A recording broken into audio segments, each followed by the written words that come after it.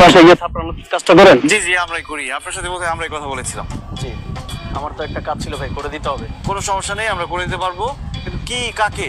ভাই, আমার এক বন্ধু 2 দিনের কথা বলা 2 বছর হয়ে গেছে আমার কাছ থেকে 50,000 টাকা নিছে। এখন আমার ফোনও ধরে না, কল দিলে তো রিসিভ করেই না, উল্টা আমার নাম্বার সব জায়গা থেকে ব্লক করে দিছে ভাই। ওর একটা জব্বর মাইর দিতে হইব।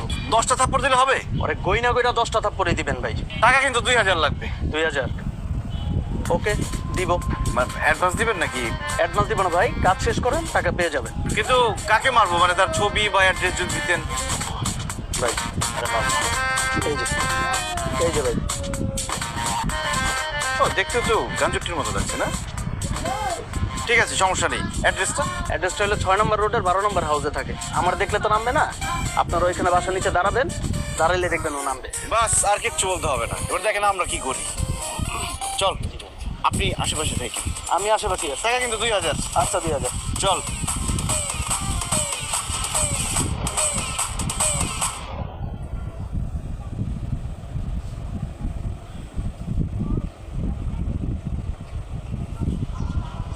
কি এবার তাকাছেন কেন?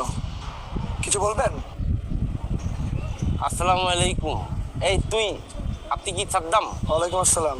হ্যাঁ আমি সাদ্দাম, কিন্তু আপনারা কারা? আসলে ভাইয়া ব্যাপারটা তো নতুন, আমরা যে কিভাবে বলবো, আমরা নতুন উদ্যোক্তা তো। আরে এত কথা কি আছে? Direct action. কি হলো? থাপ্পড় মারলেন কেন? আস্তে, দাঁড়ান। কি হয়েছে? মারতেছেন কেন ভাই? সরি, অর্ডার ছিল, ডেলিভারি দিয়ে গেলাম। কয়টা মারছস?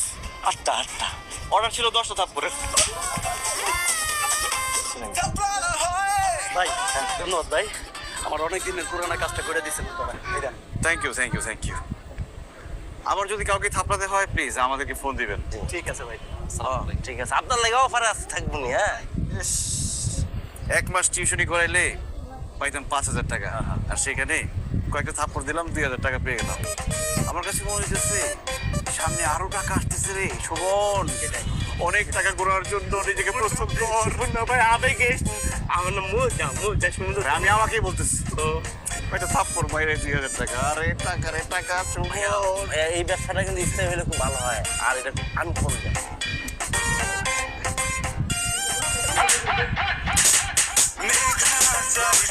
হয়ে গেল বৃষ্টি, নতুন এক পেশার হয়ে গেল সৃষ্টি।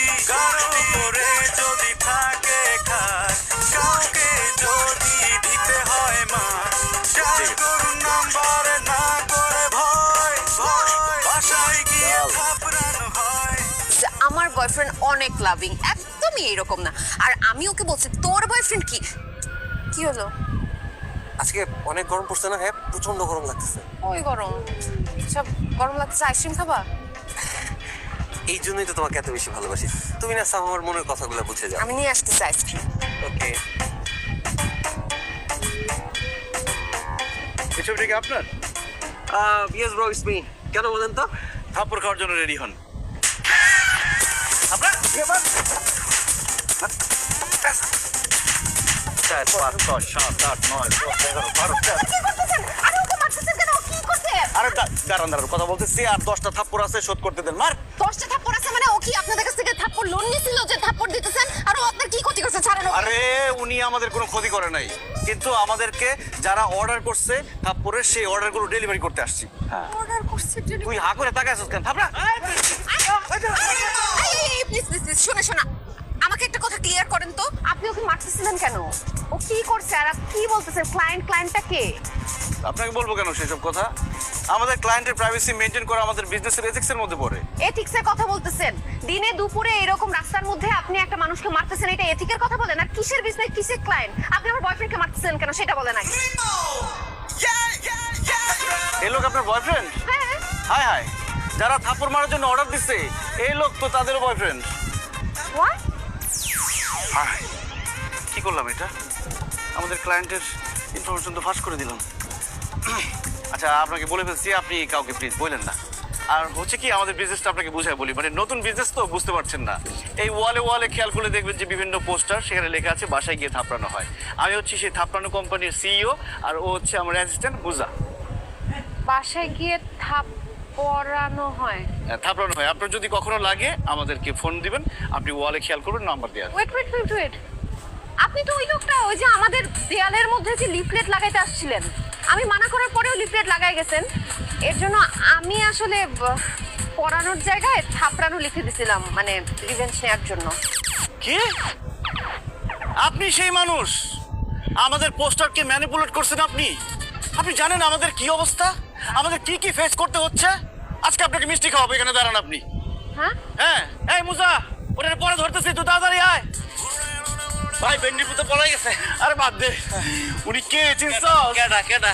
আরে আমাদের যে থাপড়ানো বিজনেস, এই থাপড়ানো বিজনেসের জনক উদ্যোক্তা, সেই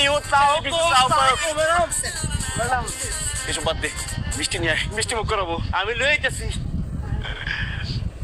নাম তো শুনে গেছেন মনে হয়, সুমন। যাই হোক, সমস্যা নেই। শুনেন, আপনি তো আমাদের একটা উপকার করছেন, এই জন্য আমরা কিছু একটা কইরা কেটে খাইতে পারতেছি। আপনার একটা উপকার করতে চাই। এই যে যার সাথে প্রেম করতেছিলেন আপনার বয়ফ্রেন্ড, সে 1 নম্বরের চরিত্রহীন, মানে অনেক উন্নত প্রজাতির লুচ্চা সে। এর আগে সে 3-4টা মেয়ের সাথে ফ্রড করছে। এরকম 3-4 জায়গা থেকে আমাদের থাপ্পড়ের অর্ডার আসছে। আমরা আজকে একটা কম্বো প্যাকেজ নিয়ে আসছি। আজকে আমরা অনেকক্ষণ ওনাকে থাপড়াবো। উনি যে পালাই যেতে পারবেন, আমরা আবার ধরবো, আবার থাপড়াবো। Shut up! আমার বয়ফ্রেন্ডকে নিয়ে একটা বাজে কথা বলবেন না। আরে বাজে কথা থেকে ভালো কিছু হলে বাজে কথাই তো ভালো। ডিসকাস্টিং! মিষ্টি মুখ করে যান। এই শুনেন,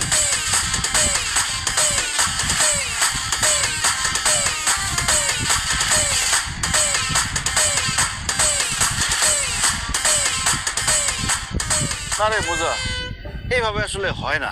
এটা কি ধরনের কথা কইলা?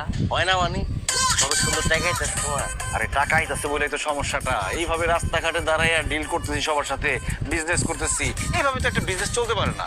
আমার একটা অফিস দরকার। একদম মনে কথা কইছো ভাই, আমি তো মনে মনে দিয়ে বাঁচতেছি। খালি অফিস না, আমগো একটা লোক লাগবে ভাই। লোক কেন? আমি আর একা কত সামলামো পাও? এত ক্লায়েন্ট, এত মার, এত কিছু, আর তুমি তো পারো না, সব আমার দিয়ে মারতেছো। এই দেখছো, এই যে দেখো ইনজুর হয়ে গেছি, একা পারি না। একটা কাজ করতে হবে তাহলে, মনে করছি এরকম বডি বিল্ডার, স্বাস্থ্য ভালো এরকম একজন রাখতে হবে, যারা দেখলে ভয় পাবো। টেনশন আমার, তোমার না। আমি লোক লয়ে যাচ্ছি, আসলে না কত ভাই তার মোটা, এই যে এরকম কামের পোলা হইতে দেখে দুই। তাহলে ফোন লাগা। ঠিক আছে, আমি একটা অফিস দেখতেছি মহল্লার। ঠিক আছে ভাই, তুই তাড়াতাড়ি যোগাযোগ কর আমার সাথে।